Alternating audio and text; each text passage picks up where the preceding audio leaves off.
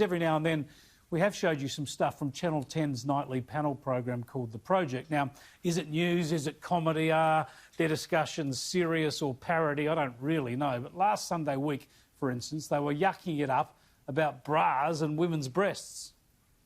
That's basically true. From here up, it's construction sites. But I thought it was like to stop. I'm picturing scaffolding. That's exactly what's happening under here, Tommy. I would love to.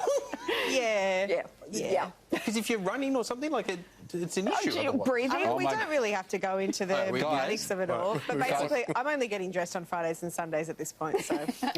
Suze, Lise, I'm so sorry, but PVO has no idea how breasts work, and I'm just so sorry. That's okay. That's okay.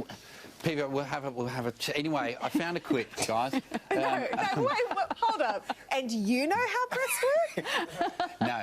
OK, continue. I don't want to brag, but I've seen one before. Fair enough, if that's your thing. But then they launched into a deadly serious issue that's tearing at the very fabric of the United States. The race riots, the looting, the violence, and the fierce debate about the race divide and ongoing racial discrimination. And we heard some pretty extreme views. Well, yesterday I had the chance to talk to a new voice in the fight for equality in America. Part of Kimberley's power is the way she takes a sledgehammer to commonly held assumptions about the rioting and looting we've all witnessed. When they say, why do you burn down the community? Why do you burn down your own neighbourhood? It's not ours. We don't own anything. We don't own anything. There's a social contract that we all have, that if you steal or if I steal, then the person who is the authority comes in and they fix the situation. But the person who fixes the situation is killing us. So the social contract is broken. And if the social contract is broken, why the give a shit about burning the Hall of Fame, about burning You broke the contract. As far as I'm concerned, they could burn this bitch to the ground. And it still wouldn't be enough. And they are lucky that what black people are looking for is equality and not revenge. Now, rather than challenge any of Kimberly Jones's claims there or disagree with the way she offered excuses for violence, vandalism and robbery, Lisa Wilkinson offered just praise and encouragement. I have to say personally, Kimberly, watching your video and really listening for the last couple of weeks, I've never understood white privilege that I've grown up with as much as I do now. What can people like me do who've never really understood but do now? I think the first thing that you can do is have a dialogue with people who have been on the receiving end of suffrage, because they are going to be the people that tell you what next steps look like for them. But it is exhausting to expect them to activate it. And listen, we all can't do everything. This is quite extraordinary. A millionaire television presenter who's highly experienced discovers her white privilege by watching social media videos from the United States and wonders what she could do about it. I suppose she could offer her job to a woman of colour. That might be a practical thing. More to the point, she might dare to suggest that violence, robbery and arson are not a fair or sensible solution. Still, you'd think this exchange might at least spark an enlightening discussion with the panel.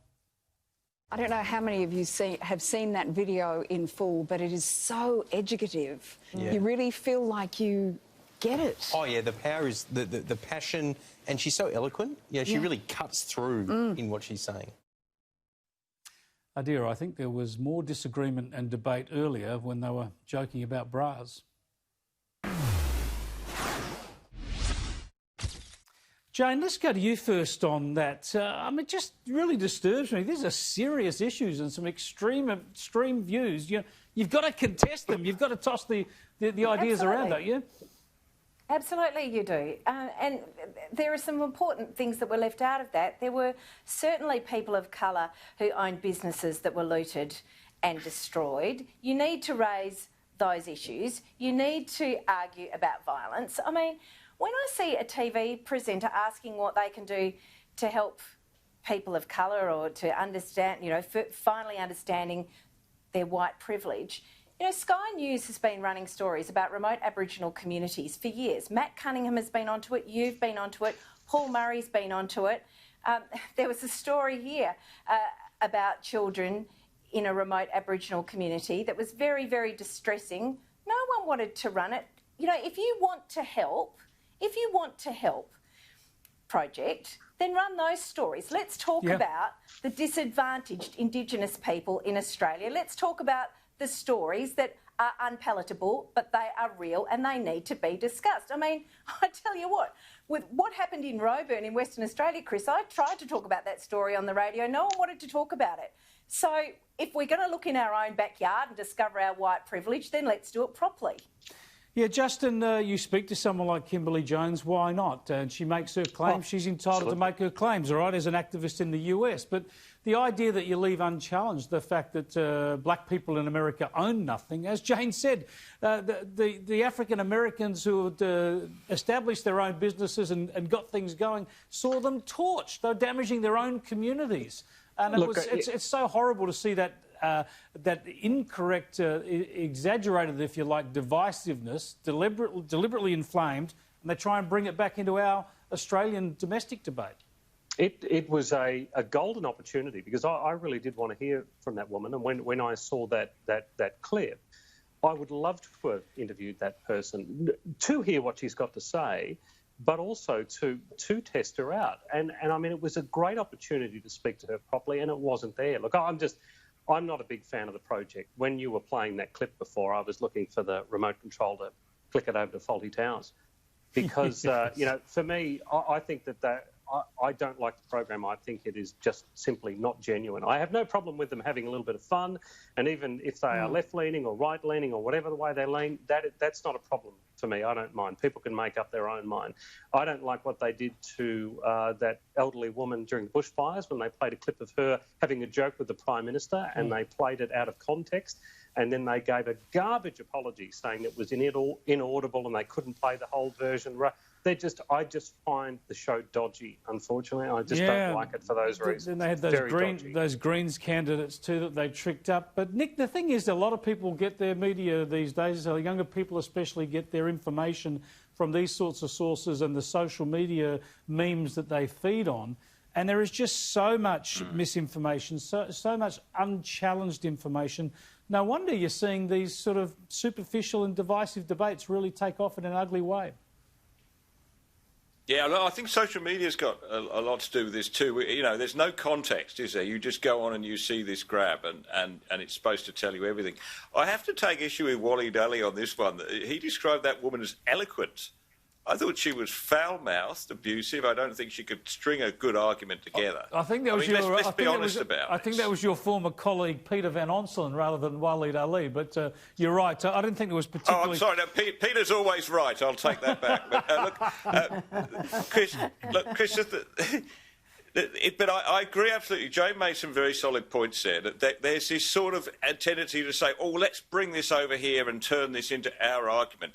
You know, the issue of Indigenous disadvantage here is huge. It's real, and it's an absolute national shame. But we never see it, right? Jane's right. We never see it. We never see pictures on the television of remote Aboriginal communities. You know, we don't see journalists venture into that territory, and you know, it's horrible. It really is horrible.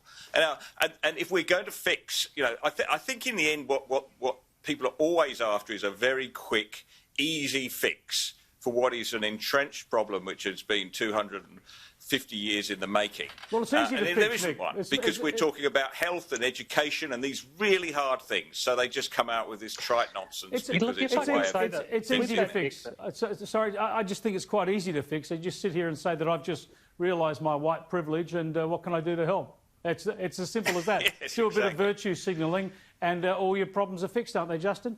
Well, look, I would say, though, if you don't mind, and with the greatest of respect to this entire panel and to you, Chris, as well, there are things that the black community will understand that the four of us will never understand. And we've got to, I think we do have to be careful when we tell them how to feel about something.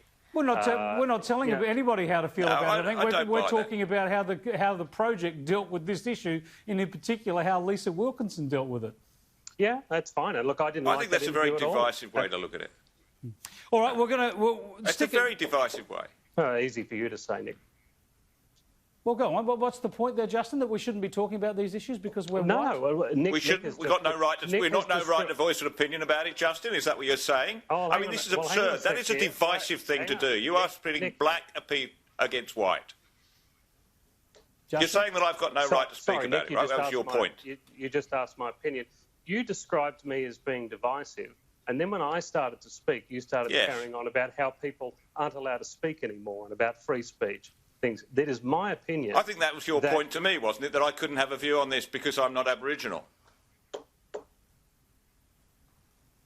Well, we'll leave it there. I'll tell you what. Don't go away. Don't go away. If you want to come back to some of these... Fine, but every time I go to speak, Nick barrels on after me. That is clearly just his way of debating people. No, there might be a bit of a delay there for you, Justin. I want to hear from you. Nick's had his say. What's your response?